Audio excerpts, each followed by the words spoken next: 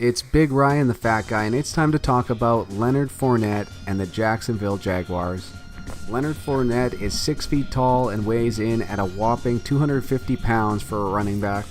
He was selected in the first round in 2017 by the Jacksonville Jaguars in hopes of giving their offense an identity for the new regime.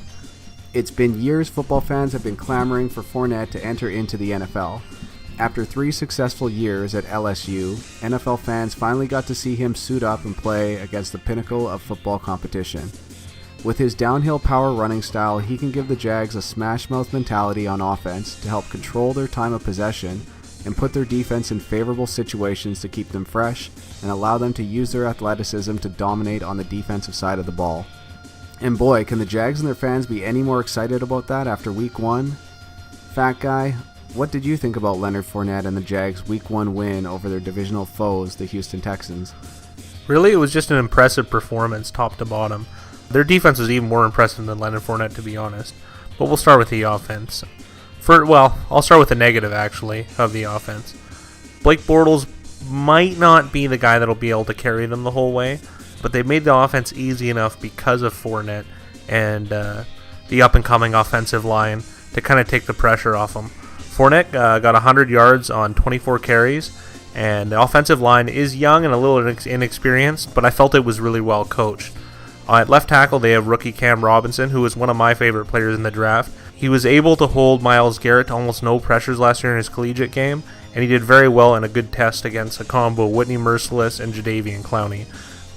Just to the right of him is Patrick Omame, a journeyman who's played with many teams, but he also did well in this outing. At center, they have Brandon Linder, who they've had since 2014, who's easily the star of this offensive line. At right guard, they have A.J. Cann, who a 2015 pick. And at right tackle, a backup for Dallas, Jeremy Parnell. And being a backup in Dallas really isn't a bad thing as far as offensive line is concerned. So this unit is young, a little inexperienced, but I felt they were very, very well coached. And that definitely complemented Fournette and his very, very physical and powerful running. And if I can jump in there's nothing more fun than being an offensive lineman and getting to run block all game. It can be tough to pass block on a team, especially like the Jags, where they're so used to coming from behind. It's no fun dropping back and getting your ass pushed back pretty much every play in the third and fourth quarters. Would you agree? I definitely would agree. It's like you said, it's nice to set the tempo. They definitely did. They got to punish the defensive line instead of being punished. This is a good window into the type of team that Tom Coughlin is trying to build, along with GM David Caldwell. He wants a tough team, a physical team, and that's definitely what they did on offense. But even more so they did in defense. They were absolutely ferocious. They ate up the Houston Texans' offensive line with ease. They had 10 sacks in a game. Unbelievable. And 4 of them by Calais Campbell. I'm just going to run through the defense quick here because it was just unbelievable. They have 2 first-round picks in Jalen Ramsey and Dante Fowler. Fowler has more of like a complementary role, kind of, but he is well within the rotation, and he's a strong force. Jalen Ramsey is an every-down cornerback and even safety. He can kind of play everywhere in the secondary. Miles Jack was a second-round pick, a Washington boy. He did very, very well in that game as well. There's also the star of this defense is a third-round pick, Yannick Ngakoue. He had 8 sacks last year, and he had 2 sack fumbles in this game. Telvin Smith is in at linebacker, a 5th-round pick. The free agents that they've signed have done pretty well so far. Campbell in his first game, like I said, 4 sacks. A.J. Bowie did decently, but he was up against DeAndre Hopkins, and that's as tough a task as you can possibly get. He got a lot of flags, but he was reasonable. Deshaun Gibson from the Browns a couple years ago, he had a very nice game.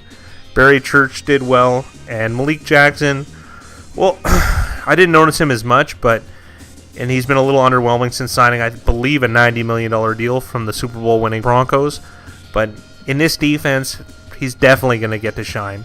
I'm just very, very impressed with the defense, top to bottom. They were physical. They got after the quarterback. With offensive play like that, there's no quarterback that could have possibly survived that game. So if I could interject, I feel that these Jags have a lot of similarities to the 2013 Kansas City Chiefs, a team that we loved. Really started when they brought in Andy Reid to change the entire philosophy of that team, but they had been so poor up to 2013 that they had all these draft picks and all these really great players collected, but all that talent was just wasted to poor coaching. But Andy Reid was kind of able to put that together, and I feel like the Jags are kind of doing the same thing with years and years of struggling and years of draft picks and highfalutin free agents that they've signed have kind of all come together now. Well, a big reason for that is you can have a very good defense, but time of possession is an absolute killer. And with the Jags' identity as a strong power run team, that works part and parcel with the defense. You can hide a really good defense behind really poor time of possession. Any defense is bad if they're tired, any one of them. But with the Jags running the ball and commanding time of possession, their defense is going to have more and more opportunities to shine. And then looking ahead at next week, week 2, the Jags play at home against Tennessee Titans, and it really could be the clash of the proverbial Titans. The proverbial Titans, yes. But it really could be the clash of the two top teams in that division in the AFC South this year. Well, it absolutely has to be. I believe that the Indianapolis Colts are probably the worst team in the league. There really isn't much good to say about them, aside from T.Y. Hilton and Andrew Luck. And Andrew Luck, who knows when he's going to come back. And we saw how the Texans performed with this offensive line. They can't wait for Dwayne Brown to come back, but will that even be enough? I'm not sure. Realistically, the top tier of this division is going to be decided in week 2 when the Jags host the Titans, because if the Titans lose here, they'll be 0-2, and the Jags will be 2-0 with the divisional game win. So that's going to be a tough ground to come back from. So, Jags playoffs maybe. I mean, maybe. And we're Big Ryan the Fat Guy, and that's the Jacksonville Jaguars and Leonard Fournette.